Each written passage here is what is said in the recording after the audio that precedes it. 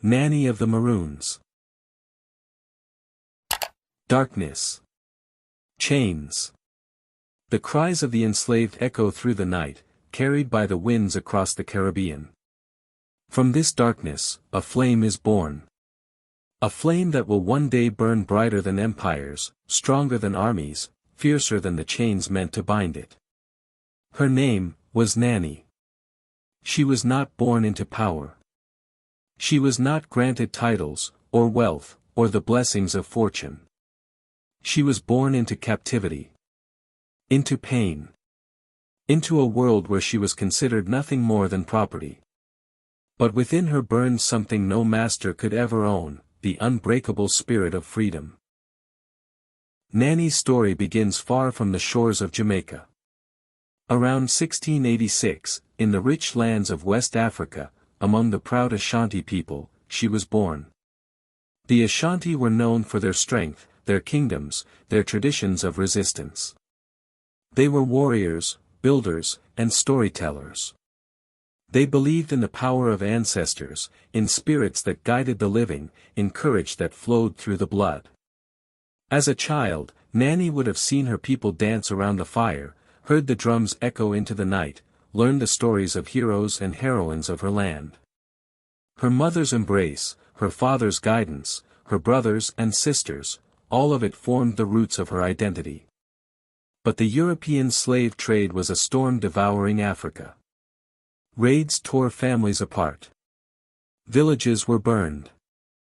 The young and strong were captured, shackled, and sold like cattle. And Nanny was taken. One moment she was a daughter of Africa. The next, she was cargo. The journey across the Atlantic, the Middle Passage, was not a voyage. It was a nightmare.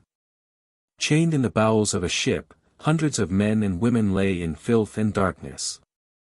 The air was foul with disease. The cries of the dying mixed with the groans of the living. Each wave of the ocean claimed more lives, their bodies thrown into the sea as though they were nothing. Young Nanny endured this horror. Shackled, bruised, torn from everything she had known, she crossed the ocean as a prisoner. The slavers believed she was broken. But deep inside, she whispered to herself, "One day, I will be free." She listened to the sobs of her people, and in her heart, she promised, "I will fight for you." The Middle Passage killed thousands. But Nanny survived. And her survival was the first act of defiance. Jamaica. A land of sugar plantations, where wealth was built on suffering. Nanny was sold into slavery. Day after day, she watched men whipped until their backs bled. She saw women stripped of dignity, forced to labor until their hands cracked and bled. She heard the cries of children, torn from their mothers, sold to strangers. The plantation was a hell designed to break the human spirit. But it could not break hers. Every lash of the whip became fuel for her fire. Every humiliation sharpened her resolve. Where others bent, she stood tall in spirit. She would not remain in chains forever. And then, one night, she ran. Through darkness. Through forests. Through fear. The hounds were loosed. The overseers searched with lanterns. But Nanny pressed on, her heart beating like a drum of war. She climbed into the Blue Mountains, the rugged, wild heart of Jamaica. And there, she found others like her, the Maroons. Escaped slaves. Runaways. Fighters. Builders of freedom in the shadows of empire. Together, they carved villages in hidden valleys, survived off the land, and prepared for war. And among them, Nanny began to rise. She was not born into leadership. She earned it. She fed the hungry, healed the sick, taught the young. She became a mother to the lost and broken. But when danger came, she transformed into a warrior. Nanny trained her people to fight in ways the British could not understand. She taught them to move silently through the forest, to strike like shadows and vanish like mist. They became masters of ambush, experts in camouflage. The mountains became their shield. The forest, their ally. And the British became their prey. The British Empire was vast. It commanded ships, cannons, and armies. But on the mountains of Jamaica, its power was fragile. Nanny's maroons struck with precision. A convoy of redcoats would march through a valley, only to vanish beneath a hail of arrows and musket fire. A plantation supply train would set out, only to be ambushed, its goods taken, its soldiers scattered. Every step into the mountains was a gamble. The British called it a war of ghosts. Because Nanny and her people were everywhere, and nowhere. For decades, the war raged. And though the Maroons were outnumbered, they were never broken. From these battles, legends were born. It was said that bullets could not harm Nanny, that she caught them with her bare hands, or that they turned to water when they struck her skin. It was said that her eyes alone could freeze soldiers with terror. It was said that her voice, rising in chants and war cries, could summon spirits to protect her people. The British laughed at such stories, until they faced her. Until they saw their men turn and run, trembling not from wounds but from fear. Myth or truth, it did not matter. The legend of Nanny became a weapon as sharp as any blade. But victory always demanded a price. The mountains were stained with blood, maroon blood. Brothers fell. Sisters died. Children grew up in the shadow of war. Nanny herself knew grief too well. She buried friends, warriors, perhaps even family in the soil of Jamaica. Yet she never surrendered. She stood at the graves of the fallen and whispered, "Your death will not be in vain. Your spirit fights with us still."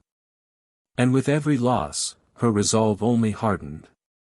To her people, Nanny was more than a leader. She was a mother. She cooked meals for the hungry. She cared for the wounded. She held those who wept. When despair threatened to break their spirits, she reminded them of their ancestors, of Africa, of freedom. Better to die fighting for freedom, she told them, than to live a life in chains. Her words became their law.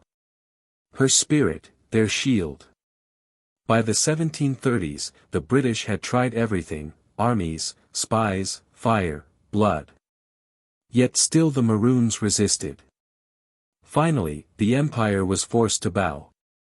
In 1739, the British signed a treaty. The Maroons would be free. Their lands would be recognized. They would never again be enslaved. It was not a perfect peace. Some saw compromise. Some saw betrayal.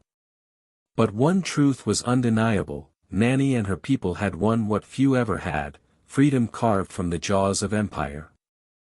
Around 1733, before the treaty was sealed in ink, Nanny is believed to have died. Some say she fell in battle, her body carried away by her warriors. Others say she was assassinated, betrayed by enemies. And still others whisper that she never died at all, that she vanished into the mountains, her spirit still watching, still guarding. Her grave remains unknown. Her body, never found. Her legend, eternal. Centuries have passed. Empires have risen and fallen.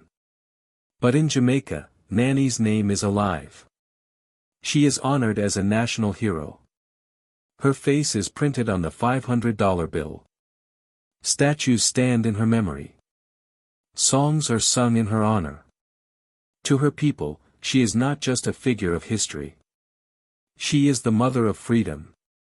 The guardian of the Maroons. The spirit of Jamaica itself. And to the world, she is proof that even against impossible odds, the human spirit can defy chains, empires, and death itself.